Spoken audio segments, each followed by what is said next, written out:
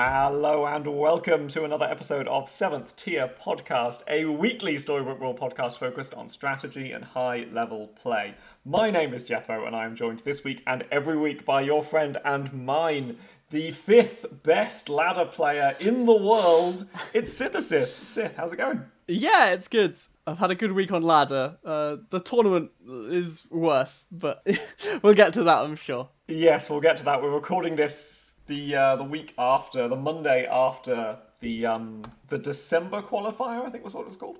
Yep. But before we get to all that, we're kicking things off with our stats from the week behind. Syth, you can go first. Yeah, absolutely. So I've actually played a decent amount of games this week. First time I've ever had more games than you, now that I'm streaming significantly more. So I played a total of 65 games this week with an average finish of 2.8. That's 52 top fours and 29 crowns. It's like 2.5 times as many crowns as bottom fours. Been really, really good. If we ignore my stats from the tournament, it's even more ridiculous than that. But yeah, it's been a good week for that. You don't get to top 5 on the ladder without a good run, and I certainly have had that this week. Yeah, the ladder can definitely be a grind. I was pleased this week. I made Mythic for this month. Yeah. I was happy. That's my goal every month, and I can normally see when I make Mythic because that's when I start messing around. This week I've played 56 games with 17 crowns, 40 top fours, an average finish of 3.53. That's lower than I was expecting, but again, that's because of my tournament results. Yep. That drags us both down, unfortunately. Should we talk about our Saturday a little bit? Yeah, sure. So I ended up playing only 5 of the rounds because I was statistically dead after just 5 of them. So I had a 5th, a 1st, a 6th, an 8th, and a 3rd, which was mathematically dead at that point. Yeah, it was a disappointing tournament finish, especially after top 8ing the last qualifier. I think fundamentally, I underestimated how different day 1 of the tournament would be relative to ladder. I knew what to expect for day 2 because I've been to day 2 before. I knew it got harder. I wasn't expecting day 1 to be significantly different to the ladder, and it was. It was like playing a different game. Oh, it's apples and oranges. It's completely. But yeah, a lot of the advice I gave last week is certainly treat day 1 like it's normal ladder, play standard, and I think realistically, especially as I had been quite aggressively pursuing, the top bits of the ladder, I hadn't adjusted enough for, the stuff we were talking about, aiming for 4th and playing for mid-game strength rather than still trying to win my games. Even in the games where I was high rolling or, had a bunch of early strength, every fight is still such a struggle. If you try and go, oh, I'm strong, I can afford to take this greedy economy play, the game goes, you were strong, but not 1 turn later strong, you fool, and just beat me down. And basically every round felt like that. Even the one where I came first was a struggle, and yeah, none of the easy coast to tier 6s that happen very frequently on the ladder. I played some ladder games after the tournament on Saturday, and it just felt relaxing, Yeah. would be how I would describe it. I'd just play a Geppetto and just sort of coast, and here's some Bearsteins or whatever, and come second or first and be like, this just isn't the same game. What am I doing? Yeah. It left me feeling very similarly to how I felt after the top 24 invitational tournament, in terms of every game felt like all my opponents were really, really strong, and I had to scrap to do anything at all. I did quite badly in that tournament as well. It felt very similar, where I was just never coasting and never felt like I was strong. Even when I was high rolling like crazy. My only first in the tournament on Saturday is one of the highest high rolls I think I've had playing the game. It was Peter Pants, it was Hatball as my first 2 treasures, and by the end of the game, I was a legit good copy boy board with Golden Copycat, Golden Good Boy that I just managed to kidnap into, and then got lucky with my mixed whistles and kisses. I didn't feel in control of that victory at all. I was pleased to get it. Yeah. I don't want to go through all of our games. I think that's more interesting if we had done well, and kind of sad to do if we were losing. But there are certainly specific games that really highlight how brutal the lobbies were. My favourite example is my first, where I was the actual nuts dwarves. So I have 2 golden lordies, a regular lordie, golden Echowood, golden Tripley, Golden Tweedle. And that's, with Tree of Life, Phoenix Feather, Wand of Weirding. That's like the actual best possible dwarf board, pretty close. I could technically replace one of the dwarves with more Echo Woods or whatever, but Why haven't you golded your third Lordy? Get yeah, good. yeah. The reason my board got to that state is because I had been playing the top 2 for 8 rounds. I was paired against a Peter Pants who had had Hat Ball and Wand of Weirding as Peter Pants since 4.2, and so they had had turns and turns and turns of scaling and health potions, and I had to sit there winning with basically just the Echo Wood, dealing them 9 a time while they were gaining 4 life a turn. Oh man, min damage as well. That's Yeah. brutal. Just And you know that they're scaling. That's Yep.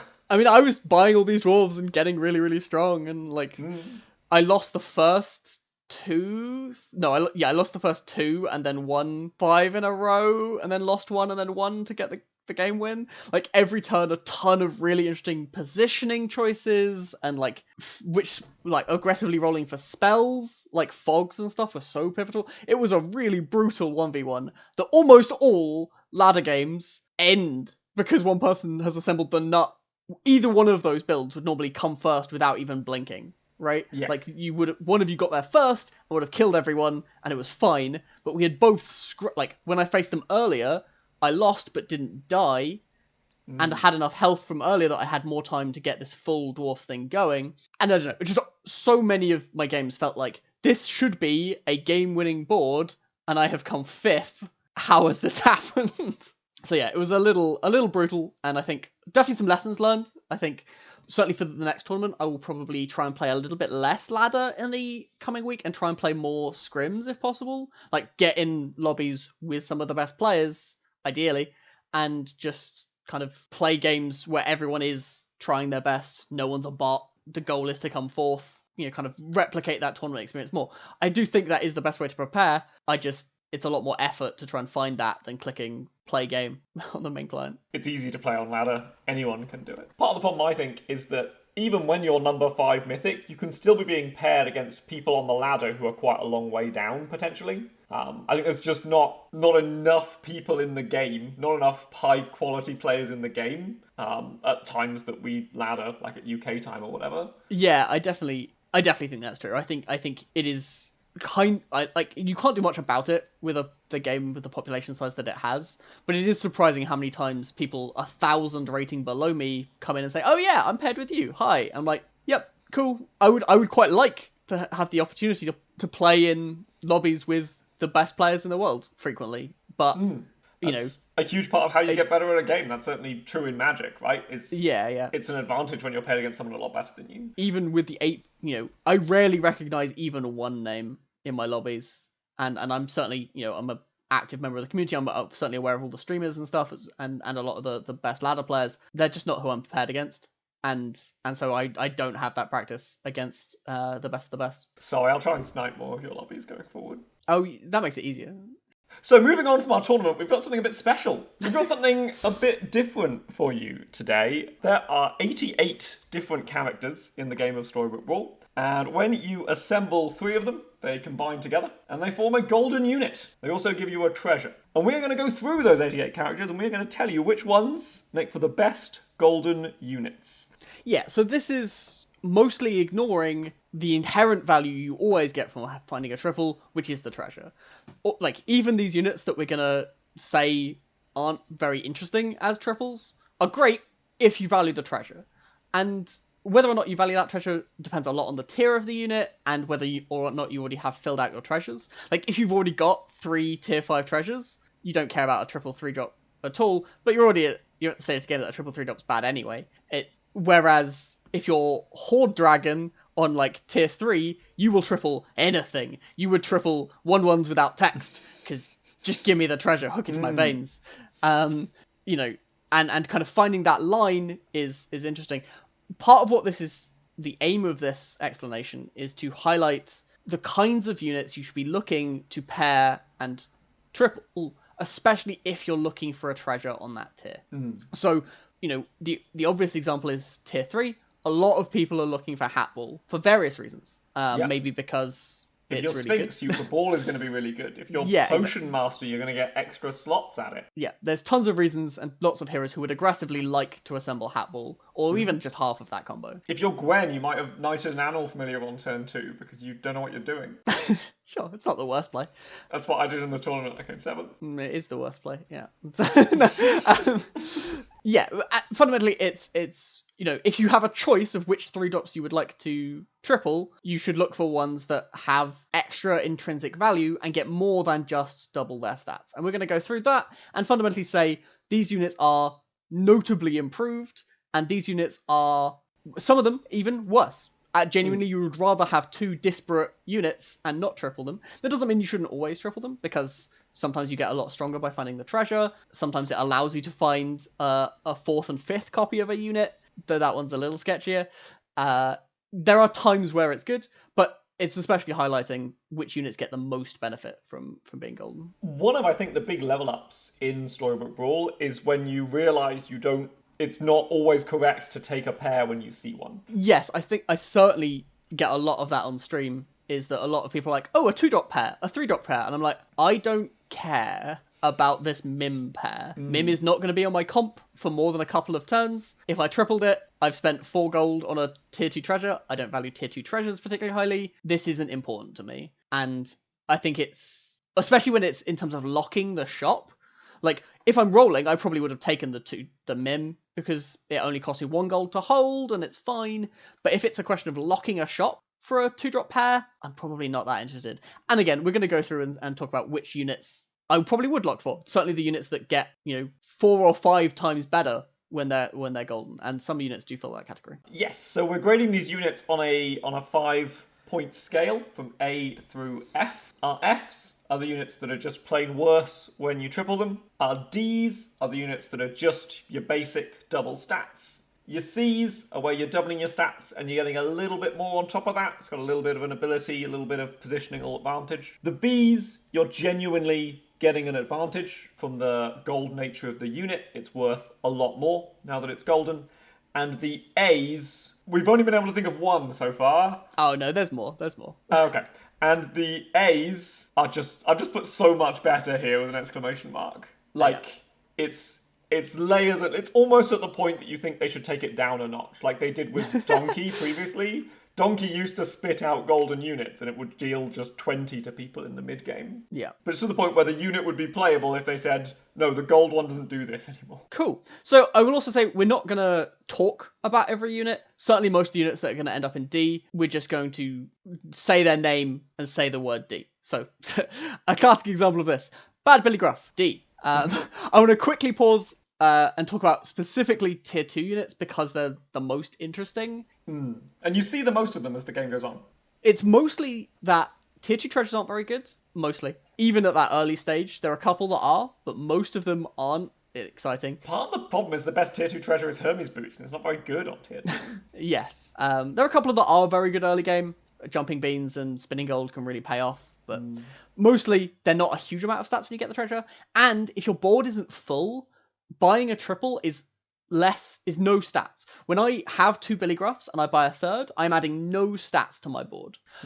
You are combining those stats in a way that's net positive. Generally speaking, a 4-6 is notably better than 2 2-3s. But on the whole, you're down stats and often don't want to be tripling units. And oftentimes those early fights can come down to just add up all the numbers on this side of the board, add up all the numbers on this side of the board, and smash them into each other. Absolutely. And so tripling can be really negative in that respect. So yeah, we said about Billy Gruff. Baby Dragon, I believe you had something to say about Baby Dragon. I think Baby Dragon is a D-, which is to say you're only getting the double stats, naturally speaking, and if you've got 2 baby dragons, you want them to stay apart in case you get Dragon's Nest. Oh, interesting. So I was going to say Baby Dragon, I think the role of Baby Dragon is to kill your opponent's early game supports. You want to make sure that it can attack and always kill their back row, and during the tiers where you have Baby Dragon, they're 0-3s or they're 3-2s. So Baby Dragon does just fine, not golden, and once it is golden, it's still just doing its job exactly the same. It does become better against slightly buffed backline, which happens all the time, whether it's, a spell or a eeny, meeny, miny, mo, whatever. But for the most part, I agree, probably slightly worse to triple than not. But I think a gold dragon is is fine. Yes, a gold dragon will also stick with you a bit longer. It's going to be able to take out larger mid-game supports, which is when the supports are better. If you take out a Sporko with a baby dragon, you'll feel good about it. Next up, we have Baby Root. I think this is a classic. Actually, this is a little interesting. So it probably is a C, but probably a C minus because supports in general are better than average when you double them because positioning becomes better. If you've got 2 Baby Roots, it's taking up 2 of your back row slots, which are quite valuable, and you can only get all of those stats on 1 shared unit. If you've got a Golden Baby Root, you can have 2 units getting the full stat value, and usually that's better. One of the issues with Baby Root in particular, though, is that being a 0.6 is not better than being a 0.3. It's the same. So you're not actually getting those stats doubled, and so yeah, that's C minus makes sense to me. Baby dragon protection just doesn't count for very much. Next Yeah, up is Black Cat. I mean, it's D, but it's you can call it F if you want. I think one of the issues with Black Cat is that it's the same unit when tripled. It probably is F actually. Yeah. The main reason to take a Black Cat is because there's value in having multiple evils die with a Sarcophagus or an Evil Queen, or some Mims or what have you. And when they combine together, you lose that in exchange for a treasure. Yeah, I agree. I think for the most part, Black Cat is a unit that enables synergy, and a Black Cat, 2/2s are not better than 1/1s at the stage of the game where you've tripled them. I agree, F makes sense to me. Blind Mouse weirdly gets a D. Fundamentally, Blind Mouse is still like secretly an A, because it's a unit you really, really want to triple, but as a unit, as its stats, it's just doubled. Classic D. Cinderella, like all the quest units, just going to be D. It's a quest unit. It doubles its stats. You're not actually making that triple decision. It's not really relevant to the discussion we're having. Can we give the Royals D pluses for their value with Arthur and or Miri? Yeah, right. That makes a ton of sense. Yeah, Cinderella is probably better than average. Because sometimes Cinderella does absolutely stick around as a Arthur target. I think Miri is not worth mentioning particularly, but I will give Arthur value for that. Crafty. Crafty's probably a D plus. No, it's probably, so you get the double stats and the double ability, and it's kind of enabled itself because of its treasure. That might be enough to put it in C. Like, Golden Crafties do work in the mid game. Once you get 2 or 3 treasures, that can be a carry for a couple of rounds. Yeah, exactly. Like, I think it is just double its stats, but in a way that's really conducive to the strength of the unit. So Fanny's probably just a D. Like, normally again we would put supports there, but we've talked about how a pair of Fannies during tier 2 is significantly better than a Fanny triple, because you can have one buffing the other, which isn't true of basically any other supports, except, I mean, Mim can kind of do it, but you don't love a front row Mim. Just aren't a lot of dwarves you want at that stage in the game. You don't want to have to spend mana on a tiny in order to make your Fanny worthwhile as an investment. It is awkward for sure. So yeah, D for Fanny makes sense. Chicken.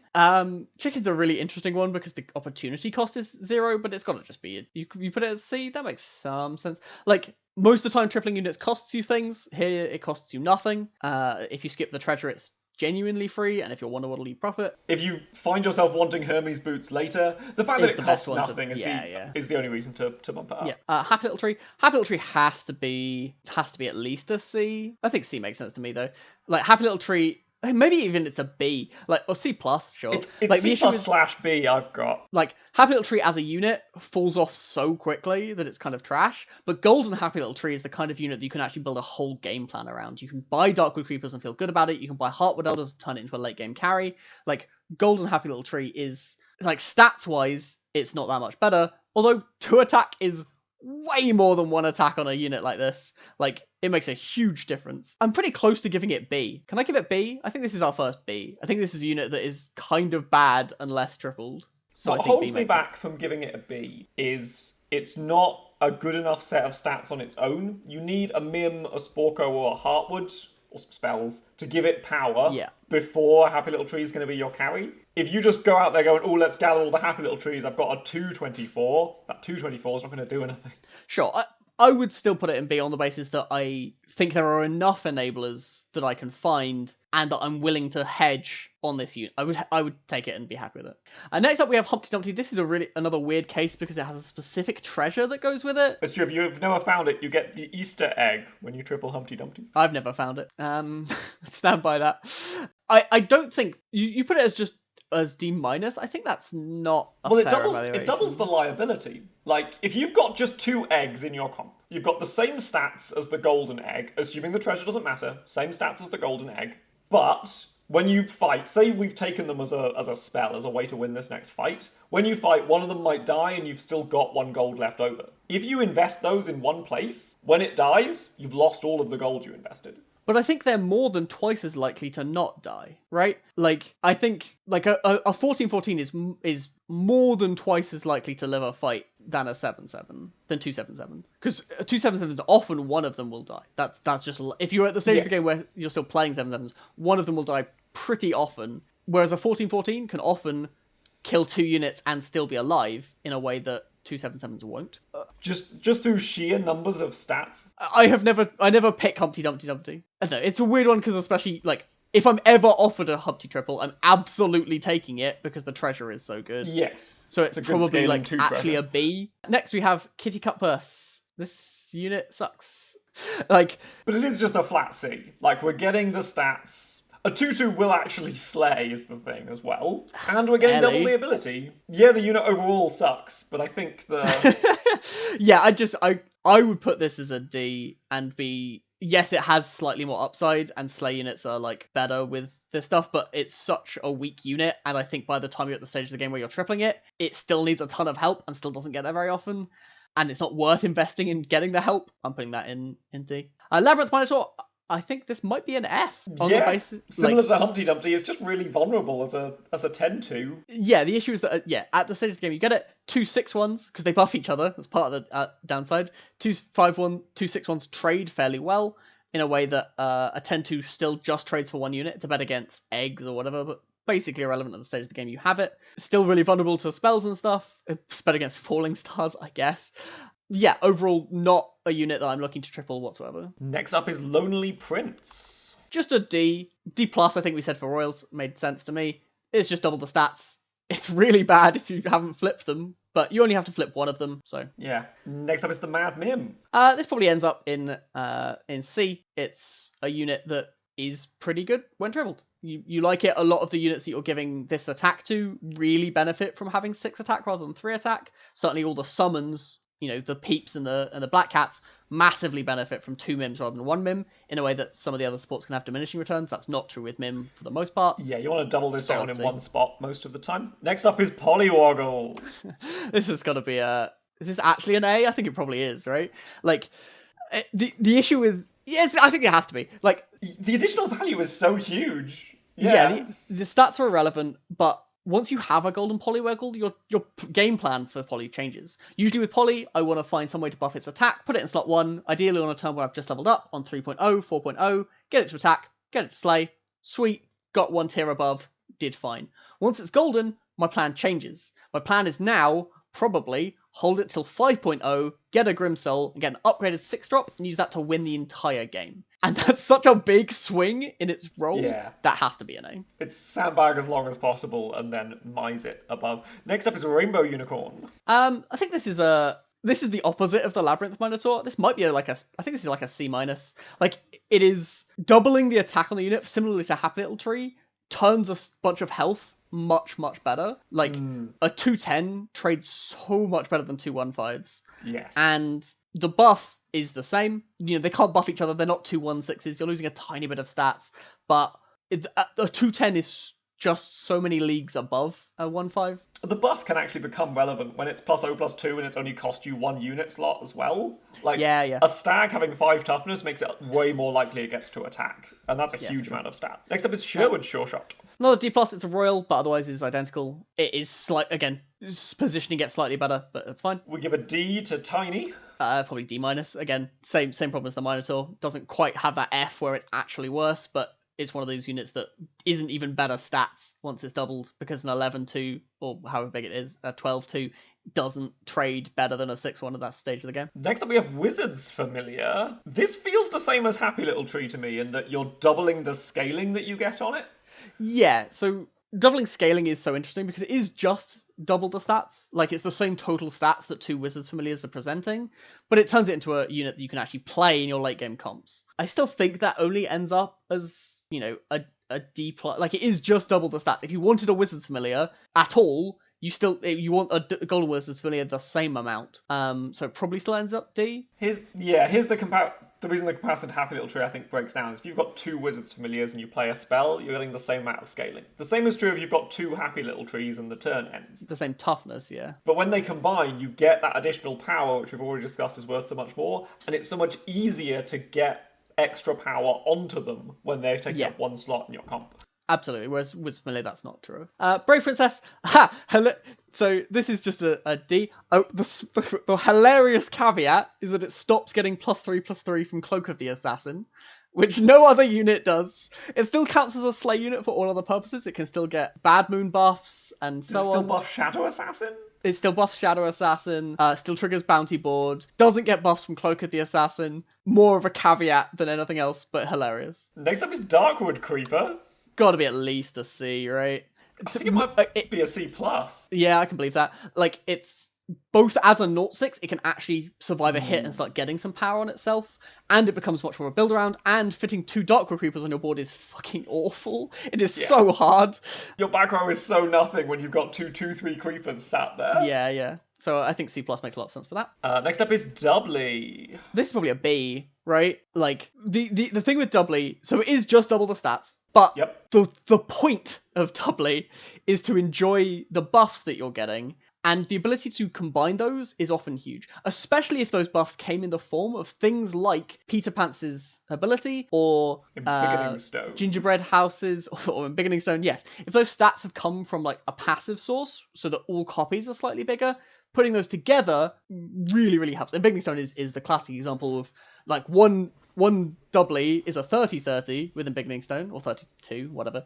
But a Triply has plus 45/45 tripled and is already more than 100/100. So it really, I think B makes sense to me. For the role it plays, you need it tripled. At a very simple level, it's so much easier to drag a spell onto 1 unit and get that spell tripled. If you've got 2 Doublies, trying to get a spell to buff them both, it's not going to happen. Yeah, sometimes 2 Doublies can make slightly better use of a Fanny or whatever, but it's pretty marginal. Almost always I want to triple it. Especially now you've got a Tweedledee as well that does the same thing. Yeah. Next up is Good Witch of the North. Solid C. Again, it's the same number of stats, but positioning gets way better once it's tripled. It's way more likely to stick around. Yeah, solid. This is what C is for, right? Yeah. Next up is Lucky. So Lucky is really interesting, because I think it's probably like a C. One of the issues with Lucky is that it falls off very rapidly. It's one of the best units you can get on 3.0, because every unit in the shop is a 3 or a 2 drop, so no matter what you can buy, you can either hold it for free, or buy it as if it's a 2 drop and generate cash. And you're at the stage of the game where basically any 3 drop is a unit you'll play. As soon as you hit tier 4, that stops being true, because now you get a 2 gold discount on a 4 drop. Well, I didn't want that 4 drop, so Lucky didn't even have any text. That was a shame. Golden Lucky, his text continues to be true through all of tier 5. Now, no matter what that buff ends up on, I can buy that unit. So yeah, I think C. It's better than average, but not in a massive way. But yeah. Next up is Ogre Princess. Now, the golden version of this, instead of giving you a random unit, gives you a random unit of your level. So I said before the podcast, Jethro, so Ogre Princess offered, it depends on how lucky you are with Ogre Princess, right? When the Ogre Princess gets the slay and she happens to find the unit you're looking for, you've saved a ton of cash. You've saved 4 or 5 gold on the tier 4 or the tier 5 unit that you were looking for, and it's incredible to have an Ogre Princess that does that. You've saved on rolls to look for it potentially as well. Yeah. You've done a ton. However, if you're doing the default Ogre Princess pattern, which is you're selling the unit that you get, which is fine. Like, it's a bigger kitty cut purse, and it's a royal and a monster. That's a fine econ unit. Then being a triple is not any better. It's not going to be a D. There's still enough upside there. Slay units are more likely to slay when they're bigger. But it is not... You just don't consistently enough find units that fit your comp that you're saving that huge amount of cash. I still think it is at least a C, but I don't think it gets all the way up to the B stages that it might. A couple of things push me to C+. It's a slay unit. You're more likely to get a slay when things are combined together and have more power. And it's a princess, so it does some Arthur stuff. Sure. Next up we have Princess Peep. This is probably like Black Cat in the F tier. The exception is it's a bit weird. Yeah, F plus makes sense. It's a bit weird with Bearstein in case you're at that stage of the game, or if you're like Geppetto, where you can get to the point where those sheep are actually relevant stats rather than just the buffs they're getting, and then being a 2/2 is a lot better than a 1/1. Certainly if you're using Good Witch of the North as your support, a 2/2 is, or I guess a 4/5 is a lot better than a 3/4. or something. Pretend those numbers make sense. Overall, though, Princess Peach's main purpose is to make good use of back row supports, and 1/1s do that the same as 2/2s. Yeah, not a unit I'm excited to triple most of the time. No, not at all, even though she's a princess. Next up is Princess White. I wouldn't know, I've never played a Princess White. Yeah, the Princess White on this patch is so bad. She is significantly better than just her double stats, though. She doubles her stats and doubles her Yes. ability in a way that she really wants to. Probably a C plus is generous, but whatever. We don't play it. Doesn't matter. Next up is the Prized Pig. Price Pig is at least a C, maybe even a B. Like, not only does it give you double the gold, it is so, for the same reason that I was talking about with golden eggs, one big unit survives fights much more consistently. It can survive a random lightning bolt or a random lightning dragon, or, the kinds of things that can be surprisingly annoying at killing your pigs even if you were winning the fight. And again, also similar to Darkwood Creeper, having 2 slots for like a utility piece can be really awkward. Being able to combine those and save the space. It's way less likely to attack when it's only in one slot. Also true. So yeah, I think maybe even a B, but I think C plus is probably fine. Next up is the Queen of Hearts. Probably just double stats here. It becomes more of a good piece, but two queens is often queens often, if you're all in on queens anyway, 2 queens often will do the job just fine, and they do see each other die. I think just double stats gets it covered. Next up is Romeo. Probably an F, maybe an F plus. 2 Romeos summons 2 Juliets, which is way more of a strategy if you're doing Romeo Juliets. Regardless of how many Juliets have died, you only need 1 to die for 2 Romeos to have seen that. And the fact that if 1 Romeo dies, summons a Juliet, a buffed Juliet, that Juliet dies, the second Romeo then summons the buffed one with additional buffs. 2 Romeos is meaningfully better than 1 golden Romeo. So, God, that's what F is for. Next up is Shadow Assassin. Shadow Assassin D, double stats, has this double ability, but it's the same. Who cares? It's fine. Sleeping Princess, D plus, makes sense to me. You only have to wake up one of them, which is really nice. That might even push it all the way to C minus or whatever, but probably D plus is fine. Yeah, you only have to cast 1 buff spell on a triple Sleeping Princess. It can be awkward to try and cast 2 spells on 2 Sleeping Princesses, and it's kind of a waste, because if you then triple them, that didn't help. So yeah. It's similar to the Frog Prince before, but it's cost you more, because the Frog Prince you're just buying a unit that you would have bought anyway. Yeah. Spellweaver, probably just double stats. Again, sometimes I'm happy with 2 Spellweavers sitting in the back row, both being large. Sometimes I want 1 big Spellweaver. There are diminishing returns. 2 50 power ranged units is better than a 100 power ranged unit. Yeah, it's better protected from dragons or whatever. But yeah, D is fine. We're ignoring treasures here, but Spellweavers, you really want those 3-drop treasures if you're going for Spellweavers. That is true. I would rarely, unless I already had Hatball, and even then I would always triple them. I don't know. it's a weird one, but White Stag. This has to be pretty close to B, right? Like it is just double the stats, but it's way better because of the positional advantage. Like the issue with 2 stags is 1 in slot 1, 1 in slot 2. One of those stags is only buffing 1 unit, and the second one often doesn't get to attack. 1 golden stag, you can play 6 units and be quite happy with it, because when it attacks, you're getting +12/+12 at a stage of the game where that's absolutely huge. And even if you have to then put it in slot 1, still way better to have that. B minus makes sense to me. It's not, game-endingly good, but it's really good. Yeah, the ability's not super good, but it's such a good unit anyway. Speaking of Bs, Trojan Donkey. Yeah, do you want to talk about Donkey? All I like about Donkey is that you get double the stats on a unit that really wants them, right? Donkey, when it gets double its stats, it's now going to be reliably, on some turns of the game, surviving 2 hits, which makes it a 3-for-1. You're getting 3 units for your buck. But also with Donkey, once it's golden, the units that fall out of it are the tier that you currently are. Which means if you buy XP up into level 5, suddenly you can be getting really strong units falling out of your Donkey quite reliably. Like, if you get a Siren out of your Donkey, you feel really powerful. Yeah, for sure.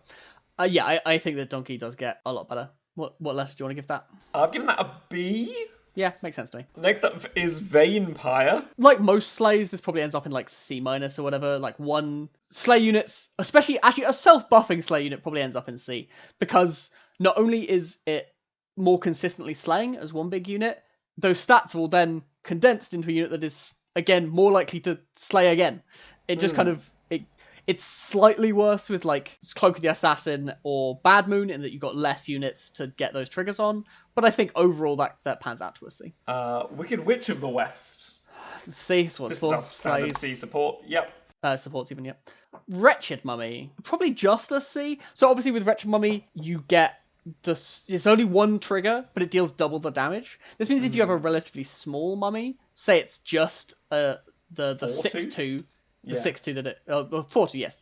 Usually will have some buff. Let's say it's 6-ish power. A hit for 12 is enough to actually slay something, and pretty reliably, Hmm. in a way. But if it's already quite a big mummy, because you've been worm rooting it, or you've been Charoning it, or whatever, dealing double the damage is kind of irrelevant. I think overall it ends up with C. It does get more than just double its stats, because that hit on the whole is better.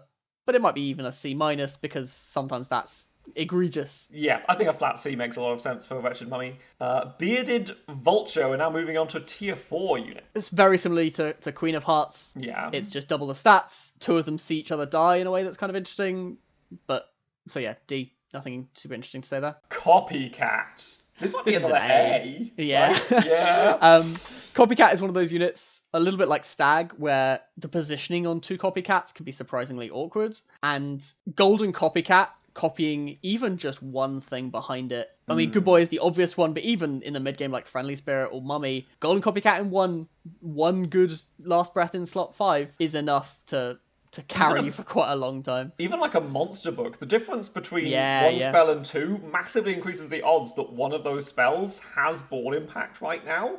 And that can be absolutely huge. Absolutely. And spells are good with each other as well, of course. We'll get to when we get to Monster Book. But yes, I think Copycat is one of those units that is magnitudes better when tripled, and is one of those units that once I have one, I am buying every copy I see and locking and even spending extra money to make that happen.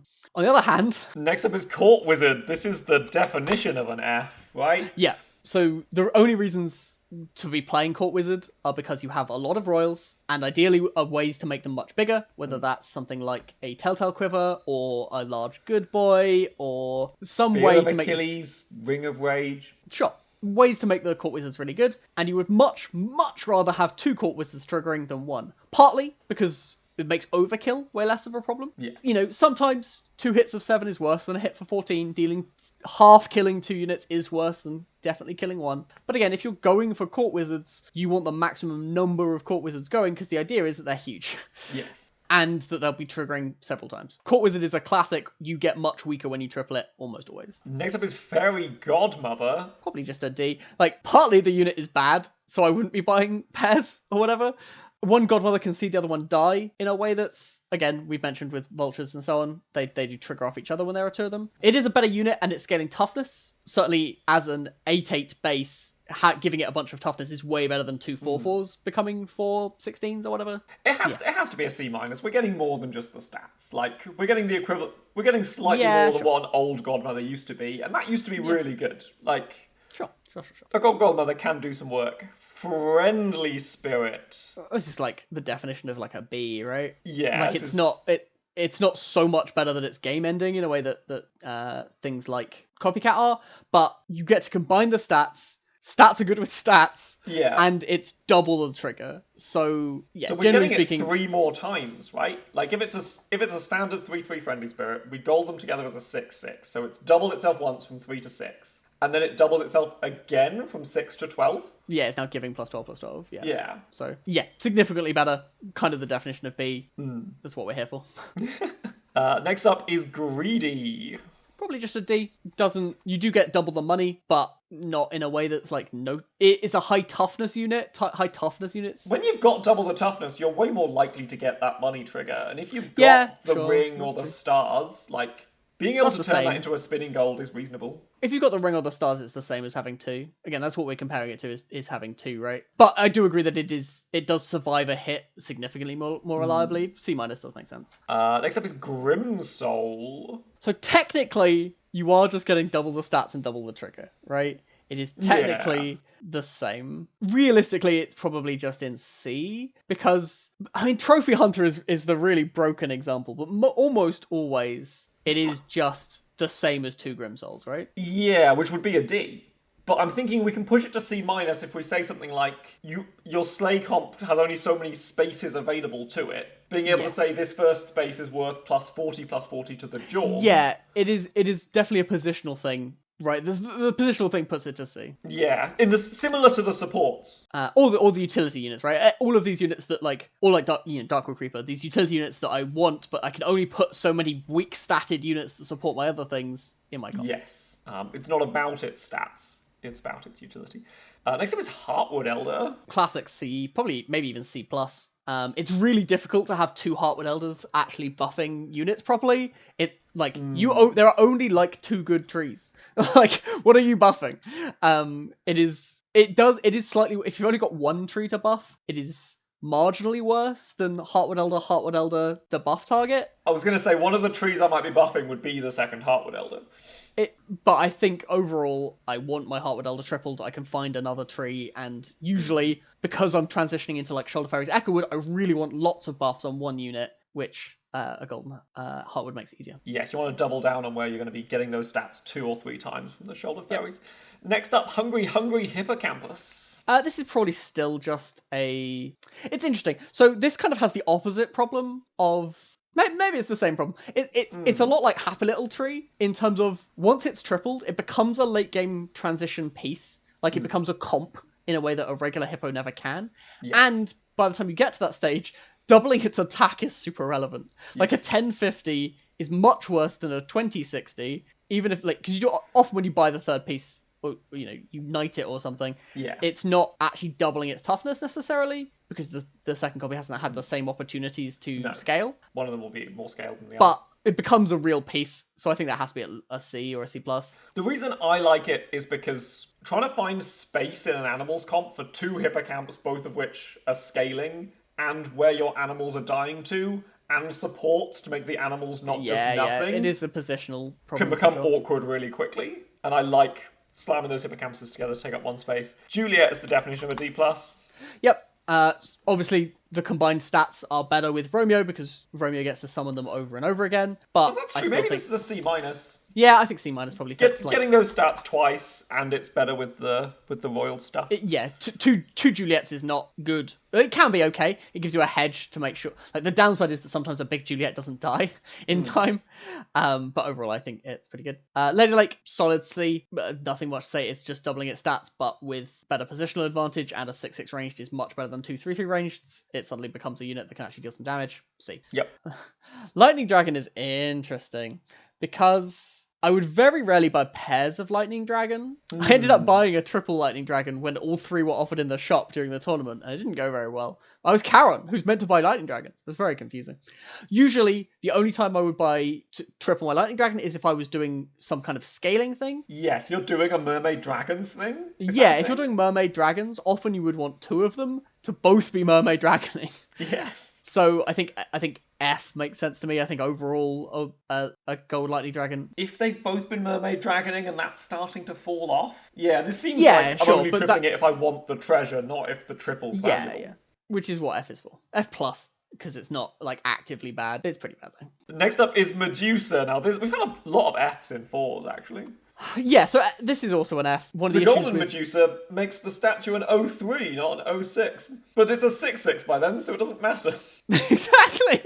So one of the things is that like Medusa can be awkward if you can't slay her own statue. That sometimes comes up. You have a Medusa as a 4/4 or 3/3. She starts as a 3/3. She attacks. She leaves a 0/6 behind, and that wastes some of your valuable other attacks. It can be a problem. Once she's golden, that becomes less of a problem. But the purpose of Medusa is not to tussle with statues or make tiny little statues. It's to take your opponent's carry unit and deal with it. And 2 Medusas is way better at that. 1 in slot 1, 1 in slot 5, usually. Is way better at that role than a golden Medusa ever is. So Medusa is a classic unit where I would actively avoid tripling it when possible. Next up is Monster Book. So this, I think, it's interesting because it is just double the stats. But spells are inherently synergistic with each other. The most obvious example of this is Poison Apple. Poison Apple sets their health to 0, and then another damage spell, Falling Stars or Fireball or something, finishes it off. Yeah, you get You get their toughness to 1, and then it's really easy for a fireball or just anything to come through and clear it up. It's also better with Copycat, a classic example of a thing that can work quite well in that slot. I don't think it's going to get more than a C, though. It's definitely not crazy. 2 monster books does do the same thing. I think C is fine for me. The other thing I wanted to mention is you can have a lot of units that want to see you casting those spells. Like, it can be really easy to put a Cinderella in the comp and achieve its quest. Your Aeons are going to see all those spells being cast. You don't want to clutter the place up with too many monster books. Yeah, but I mean, that's just true of most units. But yes, it's definitely true here. Prince Arthur might be another A. Ooh. Yeah, Prince you're Arthur, probably right. Like, Gold Prince Arthur scales itself and is therefore way better than 2 Prince Arthurs. It's got to be an A. I think it's Prince Arthur is quite a bad unit until it's tripled, and then it's quite a good unit, which is a classic example of an A, I think. I forgot this was on the list. Where are we putting Puff Puff? So, Puff Puff is an interesting one. So, obviously, you can't triple Puff Puffs. What you can do is Knighthood Puff Puffs, which you probably shouldn't. And you can have Golden Polys turn into Puff Puffs. You can kiss Sure. Puff Puffs. So, it's a bit of a weird case, for sure. It is a lot better, weirdly, because if you're doing puffs, you're often doing copycat puffs, or you're doing like trophy hunter slay puffs, or you're doing puffs a lot. And at that point, actually, Or you've got one accidental puff, and you want to scale it and then kiss out of it. sure, kissing out of puffs is so awkward. I have one. I got it by accident. It's here as some stats. I don't want it here forever. It doesn't keep the stats when kissed. It's so sad. Does it not keep the stats? I thought it kept the stats. No, because it's all puff buffs being buffed. The unit itself has had no buffs, so it doesn't keep any of the buffs. Yeah, it's tragic. So yeah, Puff Puff probably ends up in a C, but with like the caveat that it's nonsense. I don't have a letter grade to represent that. Reverse Mermaid, it's probably a C for the same supporty reasons. 2 Reverse Mermaids are the Reverse Mermaid is mainly here to support slot 1. So the second mermaid is really awkward because it's not supporting the only slot we care about. Almost always, if I collect a pair of these, the first one's sitting in my hand. I just can't play 2 of them, which I think puts it in C. What the second mermaid lets you do is if you have Cloak of the Assassin, you can get them on all of the units on the whole in the front line. Yeah, for sure. If you've got Cloak of the Assassin, it has that caveat that actually a golden one can be worse. But most of the time, the primary role of River Mermaid is to buff slot 1. Yes. Sheep in Wolves Clothing. Just like D- tier. Well, it's probably a D. It's just a D, right? Like, who cares? The unit's kind of bad. If you're doing it, it's because you're evil or you're animals where you just want 2 bodies and you want something slightly better than cats. Tripling it is a waste of time in a way that Black Cats is. Maybe that makes it worse than D, but it's pretty bad. I think we're going D- based on what we've said there. You're more likely to have reasons to want multiple summons at that point as well, like Hippocamps, Vultures, Ancient Sarcophagi. Yeah. Soltac. This probably also gets a D-. Soltac's a weird one, because a 040 is not better than a 020 at all. But it does a couple of things. One, it can become your Shoulder Fairies enabler much more consistently once it's tripled. You know, a 40 toughness is enough to get a Shoulder Fairies going and feeling good about it. And if you took Soltac Ancient, you had a way to give it some attack, either with a Heartwood Elder or with a Darkwood Creeper. You had some ways to give it some attack, and then doubling its toughness is great. It can have that problem of, you know, a 1040 is not that much better than a 1020. I really didn't. The stats are just not the base stats I want to double. So yeah, you're not getting additional power, but because you've bothered to get one Soltec, you've got to assume it's being a unit at this point. I guess I would put it in D- still. I think all you're getting for the triple is plus 20 toughness, and that's the same stats, and it's not the stats you want most of the time. Should we mention Waldrak? No. Next up is Sporko. This is C as well, right? This is the same as Lady the Lake. Yes, it's the same unit. This is your usual flat supports. Next up is Chupacabra. C-. C, like, it's a slay unit that enables itself. Like, I'm never running 2 Chupas. What world do you think I live in? Yeah, I like C+. C+, it's larger so it gets the slays more often, and you can control where its points are going more easily. Nutcracker is our usual royals. D+. D+. Yeah. Tweedledee is a B, like a B, at least. B+ maybe. Tweedledee is so good. It's like Friendly Spirit. You get the stats twice. It's better. You get the stats. The base unit is much bigger, and you get the stats twice and the base second unit is bigger, right? Or like, Is this an A? no, I mean maybe. I don't think it's an A, but it's close. Like Okay. it's I think A minus maybe. Like it's not quite on the same tier as the actual these As the units actual are Polywoggle? No. as the actual this unit serves a completely different role when golden, which the other A's mostly do. Yeah. It is extremely good and definitely one of the units I really want to triple though. I think Tweedledee is in a really good place right now. I buy it a lot and think it's very strong, and tripling it is great.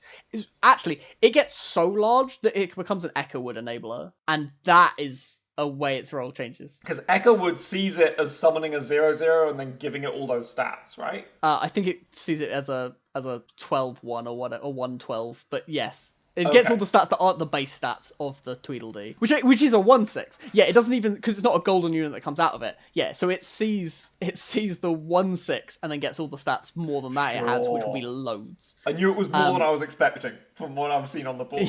Yes. The other thing to mention with Tweedledee, it's a very small caveat, but it kind of goes with all the summons, except, well, most of the summons. The unit that comes out of it isn't golden, and so it's not one of the better golden units for killing my opponents. Most of the Sure. time, my Tweedledee dies, and so it only deals 1 to my opponent, whereas one of the advantages of tripling unit is more damage to my opponent. It's not how you should make most of your decisions, but is worth mentioning as a caveat. Next up is Angry. We've moved This on one to fits the tier 5 units. Yeah, this probably fits in the C tier as well, because it's way more likely to survive damage in the same way that Greedy is. It buffs itself and is way more likely to keep surviving once it has that buff. Yes, I was going to say it enables itself similar to Arthur does, because you get +4 toughness every time. If all of your opponent's units have fewer than 4 power, somehow you're just farming That can happen. them. The biggest one is it turns Ancient Sarcophagus into, like, you get to farm Ancient Sarcophagus. But that might be a C+, sure. Next up is Aeon. This is probably just about a C in the way that Slay is. Like, it's a Slay unit. A big Slay unit is more likely to slay. The Slay is really good. Getting 2 Aeon slays with 2 different Aeons sounds hard. With 1 Aeon, it's just, did I attack first? Sure, but it also lets you hedge, right? Like, definitely slot 1, slot 5 Yes. Aeon is something that I do, and it lets, if I only need one of those slays to go off with my Crystal Ball, which is often true, that'll do. I don't know, the difference between Hat Ball and Horn Ball is huge. It does make a difference. I think C is fine. Next up is Baba Yaga. It's like a C+, at least. Like, once you're in Slays, once you're at all interested in Baba Yaga, you are probably doing Grimsoul stuff, so you're getting way more than double out of it, because you're actually using this ability a lot. How different is it to 2 Baba Yagas? It's not that much better than 2 Baba Yagas, right? We can't put it into B, even though it's one of those units that I really, really want to triple, because 2 Baba Yagas does the same job, for the most part. Until you've got the Evil Fourth. Eye or the Well, yeah. Horn. Yeah. Horn of Support. It's not But giving you the yeah, extra. C+, bonus. because it is so pivotal to what it's doing, but yeah. Next up is Baby Bear. This has got to be another F, right? Well, no, I think it's got to be it's like a D minus, because if you're doing Baby Bears, it's because you have a Bearstein, and Bearstein really does appreciate the base stats being twice as large, because it doubles or triples them. Admittedly, a lot of those stats are weirdly coming from the Bearstein. Like, It's fair. it is a little awkward. It definitely isn't getting higher than a D minus, but I think it just about beats F because those stats are being doubled or tripled. If you've bothered to get multiple Baby Bears, you have to have been maybe it is still an F plus, because sometimes I've definitely had times where I've golded a Baby Bear and it was a mistake. Like I'm going with some vultures and some hippocamps right now. There'll be a bear stein later, but or you've got some Grumble Gores, or you've Yeah. got an early Grumble Gore, so you've taken some Baby Bears. Yeah, alright, I don't mind giving it F plus. I think it gets the plus because tripling it can be good once you've got the Bearstein. yeah, it's not just a Medusa or whatever. Once you get that stain, then you can go off. Yep. Next up is Cupid. Because it's another scam unit, it's another F. Yeah, I think so. Like, the stats on Cupid are completely irrelevant, almost always. Sometimes it killing units is actively bad, so having more stats isn't even good. 20 toughness at the stage of the game you get it at doesn't consistently survive attacks, and surviving attacks isn't really relevant, because once it's done its job, it's done its job. As a classic F. Scam units don't want to be tripled, they don't get any better. That doesn't mean, again, because you really want treasures, especially with these higher tier units, a tier 5 treasure is not a thing to scoff at. I will often end up taking a triple Cupid if offered. But why did I take a set? It's hard to get in that situation. You don't take the pair until you're offered the triple. And you would never knighthood it, certainly. No, you don't want to buy it when you've got a Hand of Midas. What are you doing? That's Yeah. another huge thing this discussion brings out, is which unit do you bother to buy when you have a hand of mine? Yes, both Hand of Midas and Knighthood become incredibly relevant with all of these discussions. Is Lancelot our next unit? Lancelot, is that our first royal that's a C minus? Because the slay trigger gets so much better when it's gold? Yeah, I think so. It might even be a straight C. Like, Lancelot becomes... Lancelot's... you got to put a fucking lot of effort in. Quest units are weird in terms of tripling because you're making a very different decision. Though Lancelot does often cost money to flip. But once he does, he can become a carry. Like, he can be an enabler for Shoulder Fairies. You can even do some Baba Yaga Grimsouls. He's a 200. It's been a while since that's... I've done it once or twice this month. But, like, I think he might just get straight C because he becomes a unit that's worth... He's not only way more likely to get the slay, he gets double the stats and becomes worth investing in more so once he's doubled. Next up is Nyan Sea Terror. This is just the tier 5 version of Mice, right? So based on our criteria, it's a D. Yeah, fine. It's obviously, you would always buy the pair. You only bought it to get the triple. It's similarly to Mice. But yes, if we gave Mice a D, this has to be a D. The unit itself is mostly there to be kissed. Rotten Apple Tree is the F, but you're more likely to have acquired a pair because you wanted two? Yeah, it gets the positional advantage of two Rotten Apple Trees are surprisingly awkward because one has to go in slot 3. If you have like Mirror or something, which is the main reason Rotten Apple Tree ends up in my late game comps, I would rather have two. I guess actually with pumpkins as well, I'd usually rather have two. So F makes sense to me. Shoulder Fairies. Easy A. It is just I was getting D. It is just you've doubled some numbers, right? Maybe that's true. I don't know, like, it's one of the units that I most want to Hand of Midas, Knighthood, take as Midas. But it is just double the stats. It enables the Echo Wood way again. It's a positional advantage, right? The no purpose, it's got to be, because I guess we're comparing it to two Shoulder Fairies, at which point maybe it is just a D. God, it feels wrong that this is a D, because it's a unit that I want to triple more than anything. It's got to be that the reason we want to triple that is positional. Because I often find it's the case in trees in the late game. I'm like, okay, I need space for this Ashwood. I need space for this Echowood. I need space for this Shoulder Fairies. I need some range to go up against this trees mirror. It gets awkward quickly, and getting all of those stats in one place. Also, once the stats are this size, like this is the argument we had back in tier 2, we're discussing the difference between some power on the Minotaur and some toughness on the Unicorn. Yeah. It's more than twice as good to have 100-100 than at 50-50 or 250-50. Yes, for sure. I think that's what makes the Shoulder Fairies into, I'm gonna say, a B. Yeah, I think a B makes sense. Like, I don't know, it's such a... Again, when it goes into, this is a unit that is doing an okay job, to this is a build around that can win me the game, that has to give it bonus points. Yes, statistically it's the same, but Golden Shoulder Fairies is a game-ending unit, and regular Shoulder Fairies just isn't. Yeah, and that's what this discussion's about, is about pulling out that justification for why these stats are better than these stats. Yeah. It's all just numbers. Next up is Southern Siren. Oh, Southern Siren's such a weird one, because it's like, sometimes it's a D, because... It's got to be a C+. I think so, Summoning right? 2 units is a lot better than summoning 1. Positioning gets super fucking awkward with Southern Siren. Like, it usually has to go slot 5 at that point. Yes. Like, you put it in slot 5, so you can't Baba Yaga it or whatever, but it does end the game when it gets to do its thing, when it's golden. And... This is definitely a meme comp, but I've done it.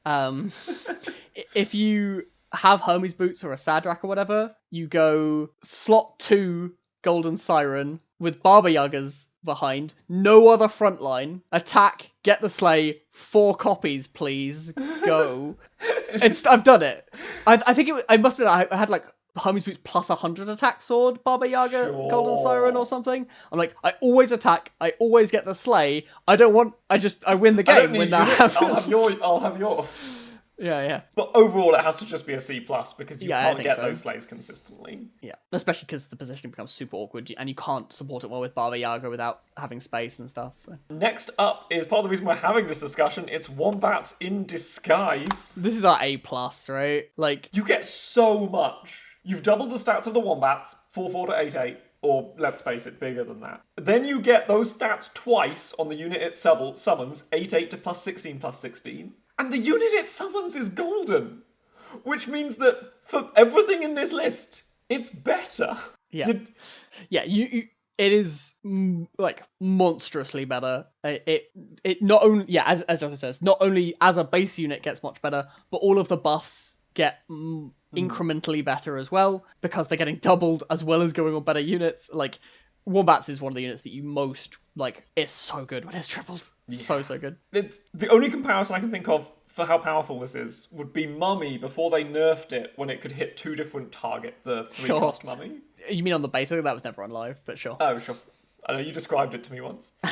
We are finally into tier 6. We are almost there. And there won't be much discussion about these. Next up is Ashwood Elm. So this has to be a C, right? So you do get more than double the stats, because you double the base stats, and then its ability is double, but also cares about the base stats. So you are getting, even like 2 Ashwood Elms on their own are giving your units plus 40 attack, and 1 Golden Ashwood is giving your units plus 80 attack. That is kind of almost the definition of C plus, maybe. No, C plus is fine. This might be the definition of, C plus to B, or maybe B minus. No, B is too much, I think. I think C plus is fine. I'm fine with 2 Ashwood Elms often. They can use, if they can get supported by a single Robin Wood slightly better and stuff. There comes a point when the power is just enough power, and you have to worry about something else. That's also true. Bearstein. This is a classic example of it does get a lot more than just double its stats. I actually had this thought recently, because it takes compared to 2 Bearsteins, it's weird. So, because you not only it goes from doubling to tripling, but 2 Bearsteins does that, and he goes from the +2/+2 to the +4/4, right? Like, compared to normal, you're definitely getting more than double the effect, because you're getting the +4/+4 and tripling. But compared to just 2 Bearsteins, it's surprisingly flat. It's flat, but as I've said with animals, it's a spacing issue. Because it really is. Part of it's a vulnerability issue. Maybe that bumps it down towards like a B, because 2 Bearsteins, you're better protected from a Doom Breath or a Pigamorph taking out one of your Bearsteins. You're still going to have a comp. If you only have 1 golden one, suddenly it's a 1 in 7 that the Pigamorph just ends your game. But when you've got 1 golden one, every other slot can be a baby bear. Yeah, and that slot space is so valuable. And the value you're getting is tripled on every slot. Yeah, it's a weird one. It goes from this is kind of okay-ish to this is a game-ending threat when tripled, in a way that feels like it must. Because tripling stats is so much better than doubling. It's so much better. So yeah, I think B is probably fine, but it's a bit weird. It gets back to the first point we made about Bad Billy, right? Is, stats are so much better when they're in one place. Doom Breath. This is probably just a D, right? I think so. It's not. I rarely want to run 2 Doom Breaths, which is a weird comparison point. Like, a slot 2 Doom Breath kind of sucks, like so many of these units. So giving it an extra, but you're basically giving it 10 extra power. The toughness never matters. Doom Breath always dies when it attacks, almost unless something very strange has happened. You're just giving it +10 attack. You can pay 4 for that. Sometimes that's what you need. The only times I would run 2 Doom Breaths is if I knew it was particularly good against a Pants or something, and I didn't guarantee the first attack. So I want to make sure I get it. Realistically, not a unit I'm looking to golden. Definitely one I would actively avoid with Hand of Midas and so on. So D makes sense to me. Is Echowood an A or a B? So it is just getting double the stats. But it's huge. But it is huge. It probably is just a B. I don't think you can push it to A. Like, it becomes a game-ending threat. Like so many of these units, it becomes the kind of unit that can solo your opponent's entire comp. But 2 Echo-Woods often does that anyway. It is definitely one of the units I'm most looking to Knighthood, Ambrosia, Hand of Midas. Yeah. But that is mostly because I wanted the second one. And it's a positioning thing. I don't think you can do better than B when A is reserved for this is way, way better. Yeah. Good Boy. It's good enough on its own that we're not getting that again. You segued. Yes, let's do the Good Boy. Good Boy's also an A. Good Boy, front row, slot 1 Good Boy, old school Good Boy. Classic Good Boy. Would just be like a B, where you get the double the stats, right? Any buffs on it are worth double. But it's easier to get a buff spell on it, same as with doubling things earlier. Yeah. And actually 2 Good Boys is often better than 1 Good Boy at that point, because the second one gets the buff from the first one. Not quite, but you can argue for it. It's also but realistically, what you're doing with Good Boy these days, almost always, is Copycat. And Copycat gets so much benefit from the Good Boy being golden, it's ridiculous. Gotta be A, fundamentally. If you can find any way to make the Good Boy trigger, Trophy Hunter as well. Yeah, it's any way to have the Trophy Hunters that let mirror. Like, anytime the Good Boy can buff itself, which there are several ways to do, it goes into the stratosphere. has to be an A for me. Great Pumpkin King. Is this an A plus? I don't think it. Maybe it is an A plus. It's so much better. The stats are irrelevant. Going from a 10 to a 20, it's not nothing. It now lives a lightning bolt or whatever. But that's not what we're here for. Sometimes 2 Pumpkin Kings is better, which is a caveat worth mentioning. But it is definitely a unit I'm looking to Ambrosia, Shoulder Fairy, Hand of Midas, Knighthood, because it not only is bigger, everything it summons is golden, and tier 5 evil units, which is what you're hopefully summoning, are a lot better when they're golden, because their Baba Yagas and their Southern Sirens in particular become completely insane when falling out of a golden pumpkin. I still think it only gets an A relative to Wombats, because 2 Pumpkin Kings is sometimes better. Sometimes you just want the volume of the units, because you've got various buffs from other places, things like Monkey's Paw, or being Geppetto, or like Mimic Sarcophagus or something. Yeah, like if you've got reasons that you just want quantity rather than quality, then you want 2 pumpkins. But almost always it's an excellent unit to triple, and you should be looking for it. The final thing says that once it's golden, you can safely put it inside a crock. Also true. In a way that before it's golden, you're a bit like, oh, maybe I'll pick up a second one later. This is a It can decision. be awkward. Grumblegore is our flat C. Yeah, honestly, at this stage of the game, it might even just be a D. Like, at this point, the positional advantage is kind of nothing, and because you just wouldn't run a second Grumblecore almost always. Yeah. Yeah, I think at this point supports fall off to the extent that it's just a D. It's a good unit. It's win triple. Like, I like the double stats. It really takes Doom Breath into can actually one shot some stuff, and there are some support treasures that really value it being a big support at this stage of the game, but it's not exciting. I would actively avoid things like Knighthood on it, just because there's no way. Yeah, that's just never going to be worth it. Hercules, it's now too late for our Royals thing to count, right? This just has to be a D. Yes. Just I'm large trying to numbers. think. Yeah, it's just twice as large. It's a 40-foot. It's not a bad unit, but if you're doing Hercules, you're doing... And the difference between 20 and 40 doesn't hit that scaling threshold of the difference between 50 and 100. A really good way, especially for 6 drops, it's a really good, would I kiss this unit? Hercules, definitely yes. Like... Part of what it's there for. Yorm, or Jormungand. So the issue with Yorm is that it sucks. But it probably benefits some of the most from being golden. I think this has to be a B, because if you're bothering to play Yorm, and if you're ever at the stage where you're even considering golden Yorm, 2 Yorms is terrible. 2 Yorms is unplayable trash. If I'm playing Yorm, it's because I have multiple Grim Souls and Baba Yagas, and I'm all in on making this thing huge, at which point it being golden is not only doubling its base stats and its trigger, but also it's way more likely to be able to slay and live and get that trigger. It's got to be at least a B, because if I'm bothering to play Yorm, I need it golden. Yep, I hard agree. Next up, we have Lordy. Lordy's a bit of an awkward one, because, again, it's one of the units you most want to golden. A golden Lordy is much better. You do need to have that 8th dwarf, if you do need to be able to still fill out all your slots. But it's only relevant if you're transitioning as like Apocalypse or something. If you've been dwarves previously, you'll have the dwarves. Yeah. But yeah, Golden Lordy is much better than base Lordy. It gives a ton of it feels that it has that same Darkwood Creeper problem of Lordy is your worst dwarf, but you need the most of it. Like, I need to get the maximum number of Lordies in play, but I also are busy. Every other dwarf has more utility than We need Lordy. their stats going on Angries and Triplies and Tweedledees. Exactly. And so, yeah, it's... You've written D minus here. Do you want to talk about that? Well, I mean, compared to 2 Lordies, I'll give you an argument about space I really like. Maybe that pushes it back up to a D. But, like, compared to 2 Lordies, it is just downside on the face, right? Like, they no longer see each other. It's 1 dwarf rather than 2. I think it might get all the way to C of the it's slightly more than the stats, and it gives you that it's a comp that really values that positional advantage in the way that Grumble doesn't really care at this stage. Like, I think Lordy really does care at this stage because that dwarf's comp desperately because stats on Lordy are worth much less than stats on Tweedledees and Doublies. Yes. And so those spaces are so... And even Angries and stuff. Like, I think that ends up being a C for the positional advantage that normally we're getting from supports. Dwarves is a weak enough comp that we really need to get all of the juice out of it. Yeah. Like, we can't afford to leave any value on the table as dwarves. Yeah. And it also has that 1 Lordy is nothing, a golden Lordy is worth pivoting to, right? Like, if I... It's a classic... Like, if I get a golden poly to flip or whatever... like, if I get a random Lordy from an Ogre Princess or whatever, I'm not pivoting. If I get random Golden Lordy from something, I'm abandoning whatever I'm doing, and now I'm dwarves.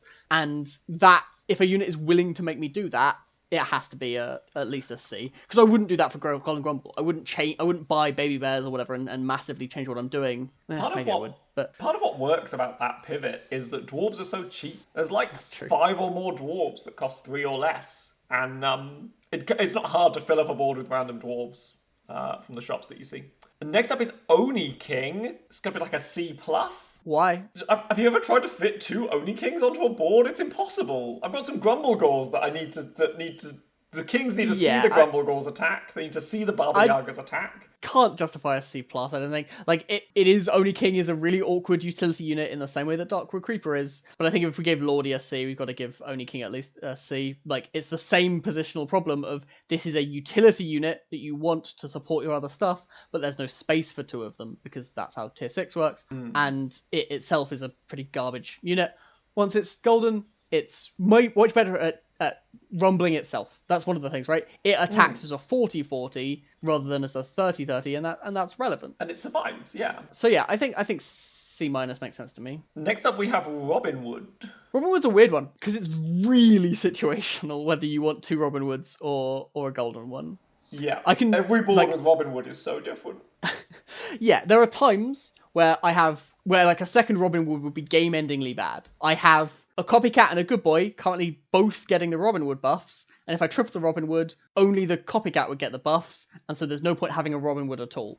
So I wouldn't triple them. The opposite can occasionally be true, where the second Robin Wood isn't doing anything relevant. You know, say on base stats the copycat was slightly larger than the good boy. The first one buffs the good boy. I would much rather have them golden in that case, because the second buff is largely irrelevant. In terms of the negative, usually I would rather give 1 enemy unit minus 30 attack than 2 units minus 15. Obviously sometimes they can go on the same target, but most often, like, their largest unit might be something like a Doom Breath in slot 1, and minus 30 is going to turn it into nothing, whereas minus 15 still lets it attack and maybe kill something. It's more likely to be something that they've doubled down on, wanting its attack to be really good, because it's their largest unit. So I think this ends up more of a wash, and ends up like a D, on the basis that sometimes it's really good, sometimes it's actively bad, and so make it a judgment call. The final thing I wanted to say is it's a ranged unit in trees where your units have a lot of power, very little toughness. It's the big ranged tree have 2 that you ranged get at units. the end. Yeah. I've certainly had boards like that. Green Knight. I wanted to say this is better than Grumblegore, not by much, like a D+, because Grumblegore... Oh, good. Because the positional advantage, you get a lot more out of it. You get to double down on those stats onto like an Ashwood or something. And Grumblegore you want in slot 5 to attack. Green Knight you want to never attack. The other thing with Green Knight is that a Green Knight triple can enable Shoulder Fairies. 60 toughness is enough that actually your Shoulder Fairies can do work. And especially since it then supports an Ashwood Elm, is big itself, makes good use of those stats. I think Green Knight is a D+, but not better than that. It's one of the 6-drops, like, if I was offered a selection of golden 6-drops, Green Knight is not one I would be excited to do anything with, but yeah. Next up is Storm King, which I'm guessing is just a D, but because it's so big, that's why we want to knighthood again, it's gotta be C in the... Is it? 2 Storm Kings is often the same as a golden Storm King, right? The only advantage I can think of to making it golden is you can put it in a croc. There's another... You know, if you put it in a croc, it's really good with Echo Wood. That's the key. Because I've never done that, and now I want to. Because it's a base 4/4. And so when it comes out of the croc, Echo Wood sees all those stats and gets really excited. It's also very good with Mirror Echo Wood for the same reason. But don't think too hard about that. It's no better than the regular with Mirror, right? Because... Oh no, I suppose Mirror only ever summons a regular one. That is true. Yeah, I think this ends up as a D. It's worse than 2 regulars with Mirror. Yeah, I guess that's true. Maybe this is... Like, maybe this is just a D. It's a weird one because it is a game. It's not even a game-ending unit. Like, that's the thing. Like, it is actually just the same as 2 of them in terms of how good it is, even in the comp that it's made for. So I think it ends up as a D. Obviously, you would knight it, and I'm like, the people who want it still want it golden for sure because it's your carry. Getting plus 250 out of a knighthood is good. Yes, obviously. Yes. But you're not... And you get that once you've got 2 of them from the knighthood. But once you've got 2 of them and you're picking up the 3rd one from the shop, if you didn't want the not treasure... adding any more stats. Yeah. And you did want the treasure, but yes. Yeah. But it's also worse with 9th book. It's not. Yeah, I think D is fine. 3 big pigs. This is just double the stats. Again, if you're playing big pigs, it's usually because you're doing Bearstein stuff, so you're getting slightly, like, doubling the base stats is giving you double stuff. But 3 big pigs, you never have enough space for that many No. pigs. I still think it ends up as a D. Like, it's not a unit that, if I get it as golden, I'm not excited. I definitely don't want to Hand of Midas or Knighthood it. It's pretty underwhelming. Yeah, I was going to give this the same as Baby Bear, and I scrolled up and we gave Baby Bear an F. So I think a D makes sense, just because there isn't the space and you're way more likely to be doing Bearstein stuff. And actually, a 30-30 fights, right? A 2-2 Yes. Baby Bear. The Baby Bear stats are still irrelevant. It still desperately needs those sort of supports. Like, no stage of the Baby Bear is good enough on its own. Actually, the Big Pigs as just stats, a unit I can play, is enough that it's probably just a D. Yeah, Baby Bear continues to be nothing. That's it. That is all of the units. We did it. We got to the end of the list. Not tier lists, review shows or whatever.